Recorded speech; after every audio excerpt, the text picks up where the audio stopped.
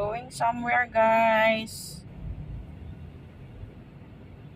Punta kaming Manila. Traffic sa Roas Boulevard. As usual. Pag umaga talaga dito sobra traffic. Ayan. May meeting yung husband ko sa client niya. Kaya sumama ako. Kahit masakit liig ko. Go, go, go tayo sa hanap buhay. Kaya ayan. Napasama ako dito. Sakit pa rin ang liig ko. Pero may kailangan kasi akong tingnan kaya sumama na ako.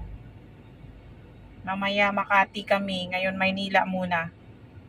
Pero sobrang traffic dito guys, Roas Boulevard. Yeah. Buti na lang maaga kami.